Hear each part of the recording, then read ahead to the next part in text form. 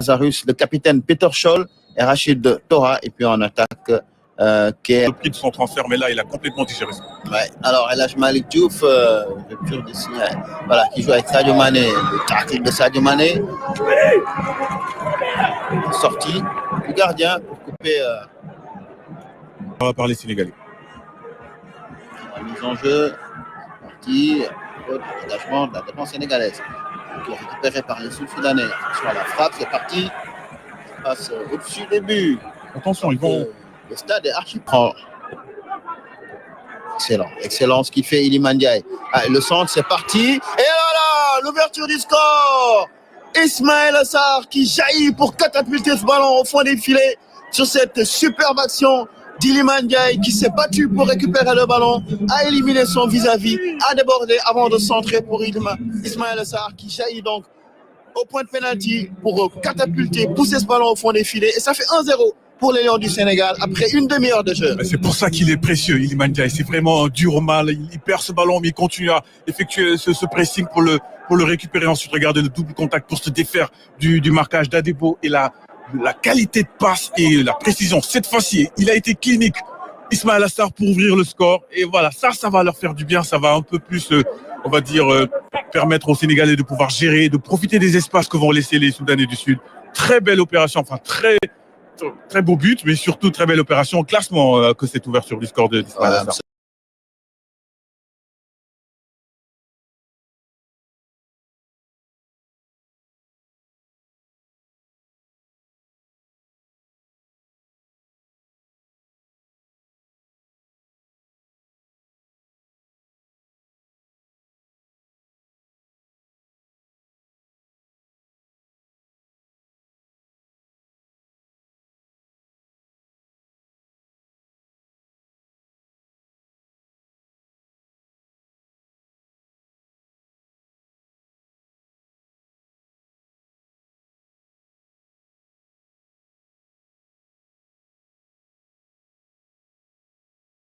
Il me semble que ça va être son 4e but.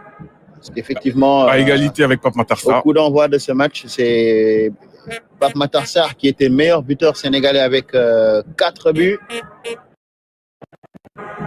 Sadio Mané, ce sera son 3e. Ah, ce sera son 3e dans ces éliminatoires de la Coupe du Monde. Et à chaque fois, c'était contre le Sud-Soudan, les 2 premiers. Mais c'est bien ce but d'entrée, ça va faciliter les choses pour le Sénégal. Là, ils sont carrément à l'abri, même d'une réduction à la limite du score, mais ensuite, pourquoi pas aller chercher un 3e but. La touche en faveur des Sud-Soudanais.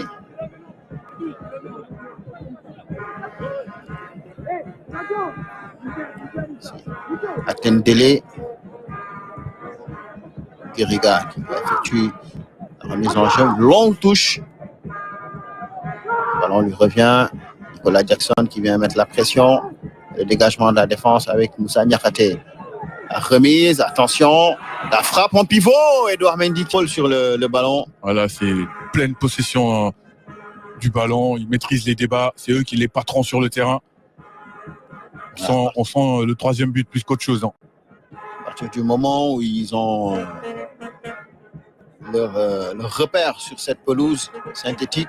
Attention, Nicolas Jackson qui a tenté le dribble. C'est pas terminé. Ismaïla Sarr qui vient mettre le doublé. Et ça fait 3-0 pour le Sénégal. Nicolas Jackson avait la possibilité de marquer le 3e but. Il rate son duel face à Mawit. Mais qui est là pour jaillir et pousser ce ballon au fond des filets, c'est Ismaïla Sarr. Et ça fait 3-0 pour le Sénégal après moins d'1 heure de jeu. Ismaïla Sarr, il signe son retour. Il soigne même son retour de la meilleure des façons en sélection.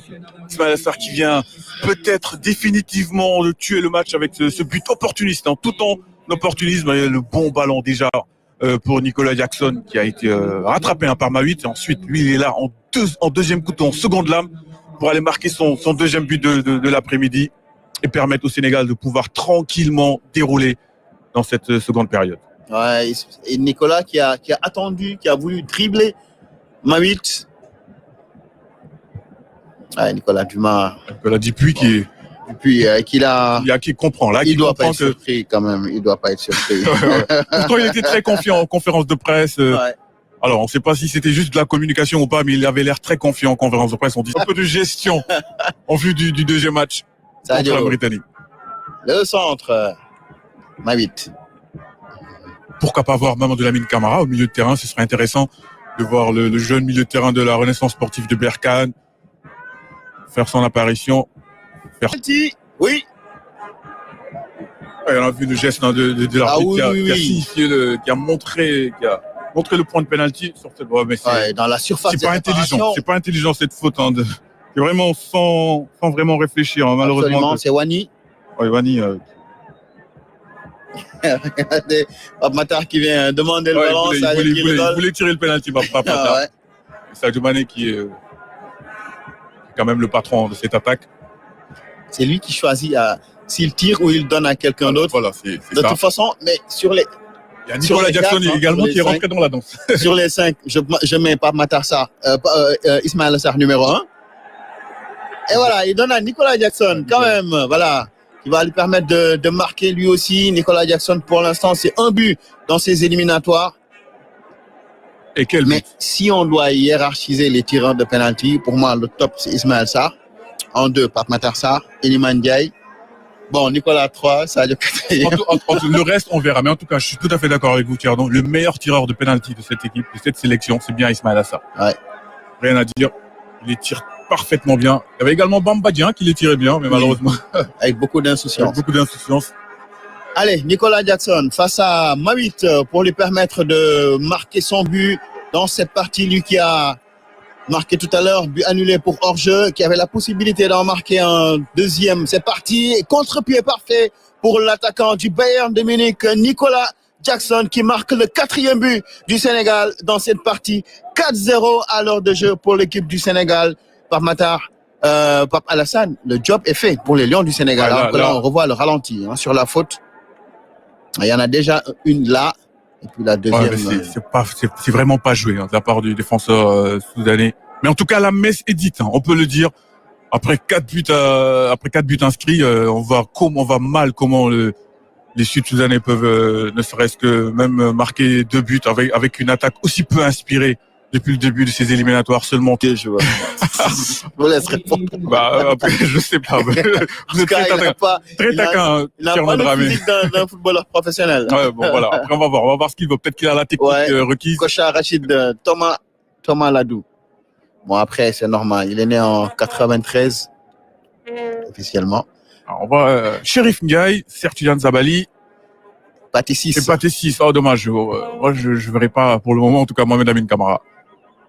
Ouais, je pense que dans l'organisation du jeu, peut-être Pape Thiaw va le faire entrer. Mais en tout cas, c'est bien de voir qui sort. Lui, il va continuer à courir, à créer des occasions. Ouais, je pense qu'il vient pour se désaltérer. Sertidiane Sabali à la place de Sadio Mané. Chérif Pathé à la place d'Ismaïla Sarr. Non, c'est Chérif Ndiaye à la place d'Ismaïla Sarr.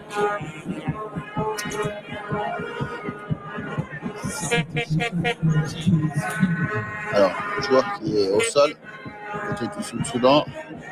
Et Iliman Ndiaye qui va céder sa place, grince un peu les dents. Un peu fatigué aussi. Très très bon match. Je suis pas loin de le nommer homme du match. Et il va céder sa place à Ilaï Camara et Chernias qui vont faire leur entrée. Effectivement. Il va enfin entrer en jeu pour le Sénégal après plusieurs sélections. Il n'a pas encore eu l'opportunité de fouler la pelouse. Et Ganagay également qui va être géré. Ouais, je pense que Chernias qui va jouer à la place de Ghana. Et puis Ilaï Camara. Peut-être sur le côté droit et permettre à Crépin de monter plus haut, de jouer plus haut. Le Sénégal qui va terminer, qui espère en tout cas terminer en beauté ses éliminatoires à domicile, malgré la polémique sur les billets et la sortie très, comment on va dire? Je cherche un mot pour ne pas dire. À mon avis, c'est hors propos. Récupérer ce ballon dans les pieds en taclant. Beaucoup de maturité qui se dégage dans ce groupe de Pape Thiaw. C'est peut-être ce qu'il a apporté un peu plus dans sa touche. Beaucoup de maturité. et de confiance. Encore une perte de balle, Sabali qui sert Chérif Ndiaye et que c'est altruiste de la part du jeune Messin Cheikh Tidiane Sabali qui avait la possibilité de marquer ce 5e but, mais il a préféré jouer avec son coéquipier Chérif Ndiaye qui enfin marque dans ses éliminatoires de la Coupe du Monde et ça fait 5-0 pour l'équipe du Sénégal. Ouais, c'est ça, c'est l'esprit qui se dégage du groupe de Pape Thiaw, c'est de l'altruisme, c'est le collectif d'abord parce que Cheikh Tidiane Sabali, croyez-moi que lui aussi, il a envie de marquer son but, mais il a préféré chercher Chérif Ndiaye qui est un attaquant, qui a besoin de marquer pour se mettre en confiance, pour on va dire crédibiliser ses sélections. Et son jeune frère, Cheikh Tidiane Sabali, avec beaucoup de générosité. Regardez, il aurait pu marquer. Il a préféré chercher Chérif Ndiaye. C'est comme l'action de tout à l'heure, il met la pression sur le défenseur central, récupère le ballon. Et voilà, là, plutôt que de marquer, il sert un coéquipier. Ça, c'est un vrai esprit de solidarité qui le remercie, Chérif. Je pense qu'il ne le remerciera jamais assez. Il mène 4-3 contre la Gambie. Et voilà, c'est terminé. Fin de cette partie, le Sénégal qui s'impose sur le score de 5-0. Il y avait 1-0 à la mi-temps. Les Sénégalais en ont mis 4 en seconde période et restent donc leader du groupe avec 21 points, suivi de la République démocratique du Congo qui a 19 points, 2 points d'avance. La qualification va se jouer à Dakar. Victoire nette et sans bavure des Lions. Mission accomplie pour ce déplacement à Djouba. Il y a eu un semblant, on va dire, de match dans le premier quart d'heure où les Soudanais du Sud avaient